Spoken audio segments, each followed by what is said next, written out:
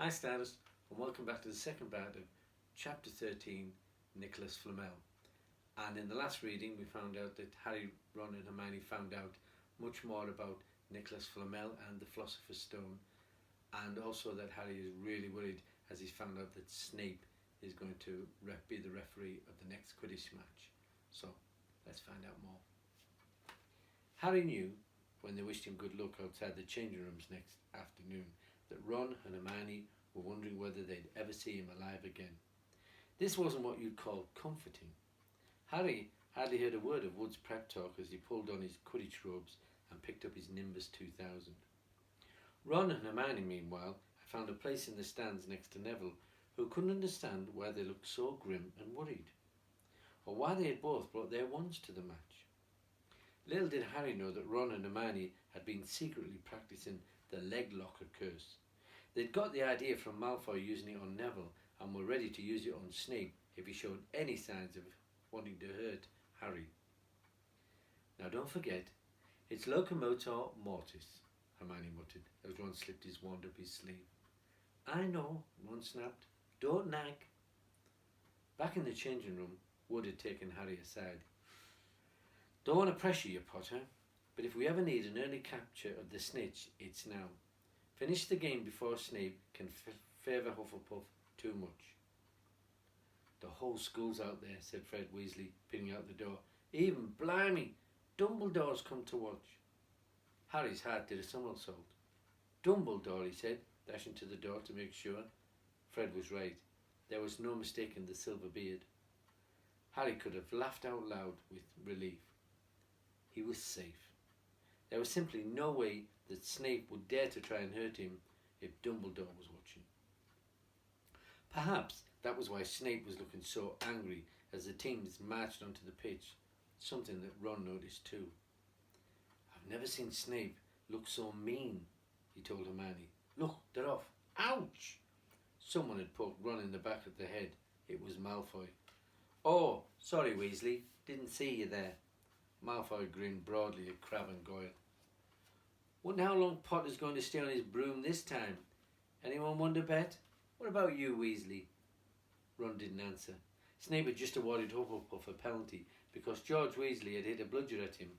Hermione, who had all her fingers crossed in her lap, was squinting fixedly at Harry, who was circling the game like a hawk, looking for the snitch. You know, I think they choose people for the Gryffindor team, said Malfoy loudly, a few minutes later, as Snape awarded Hufflepuff another penalty for no reason at all. It's people they feel sorry for. See, there's Potter, who's got no parents. Then there's the Weasleys, who've got no money. You should be on the team, Longbottom. You've got no brains. Neville went bright red, but turned in his seat to face Malfoy. I'm worth 12 of you, Malfoy, he stammered. Malfoy, Crabbe and Goyle howled with laughter, but Ron, still not daring to take his eyes from the game, said, You tell him, Neville. Longbottom, if brains were gold, you'd be poorer than the Weasleys, and that's saying something. Ron's nerves were already stretched to breaking point with anxiety about Harry. I'm warning you, Malfoy, one more word. Ron, said Hermione suddenly. Harry! What? Where? Harry had suddenly gone into a spectacular dive, which drew gasps and cheers from the crowd. Hermione stood up, her crossed fingers in her mouth, as Harry streaked towards the ground like a bullet. You're in luck, Weasley. Potter's obviously spotted some money on the ground, said Malfoy. Ron snapped. Before Malfoy knew what was happening, Ron was on top of him, wrestling him to the ground. Neville hesitated, then clambered over the back of his seat to help. Come on, Harry, Hermione screamed, leaping onto her seat to watch as Harry sped straight at Snape. She didn't even notice Malfoy and Ron rolling around under her seat on the scuffles and yelps coming from the whirl of fists that was Neville, Crabbe and Goyle. Up in the air, Snape turned on his broomstick just in time to see something scarlet shoot past him, missing him by inches. Next second, Harry had pulled out the dive, his arm raised in triumph. The snitch clasped in his hand. The stands erupted. It had to be a record. No one could ever remember the snitch being caught so quickly. Ron, where are you? The game's over. Harry's won! We've won! Gryffindor are in the lead!" shrieked Hermione, dancing up and down on her seat and hugging Paveti Patil in the row in front. Harry jumped off his broom, a foot from the ground. He couldn't believe it. He'd done it. The game was over. It had barely lasted 5 minutes. As Gryffindors came spilling onto the pitch, he saw Snape land nearby, white-faced and tight-lipped. Then Harry felt a hand on his shoulder and looked up into Dumbledore's smiling face. "Well done," said Dumbledore quietly, so that only Harry could hear. "Nice to see you haven't been brooding about the mirror. Being kept busy. Excellent." Snape spat bitterly on the ground. Harry left the changing room alone some time later to take his Nimbus 2000 back to the broom shed. He couldn't ever remember feeling happier. He'd really done something to be proud of now. No one could say he was just a famous name anymore. The evening air had never smelled so sweet. He walked over the damp grass, reliving the last hour in his head, which was a happy blur. Gryffindors running to lift him onto their shoulders, Ron and Hermione in the distance, jumping up and down, Ron cheering through a heavy nosebleed. Harry had reached the shed. He leaned against the wooden door and looked up at Hogwarts, with its windows glowing red in the setting sun. Gryffindor in the lead. He'd done it. He'd shown Snape. And speaking of Snape, a hooded figure came swiftly down the front steps of the castle. Clearly not wanting to be seen, it walked as fast as possible towards the forbidden forest. Harry's victory faded from his mind as he watched. He recognised the figure's prowling walk. Snape, sneaking into the forest while everyone else was at dinner. What was going on? Harry jumped back on his Nimbus 2000 and took off. Gliding silently over the castle, he saw Snape enter the forest at a run. He followed. The trees were so thick he couldn't see where Snape had gone. He flew in circles lower and lower, brushing the top branches of trees until he heard voices. He glided towards them and landed noiselessly in a towering beech tree. He climbed carefully along one of the branches, holding tight to his broomstick, trying to see through the leaves. Below, in a shadowy clearing, stood Snape, but he wasn't alone. Quirrell was there too. Harry couldn't make out the look on his face, but he was stuttering worse than ever. Harry strained to catch what they were saying.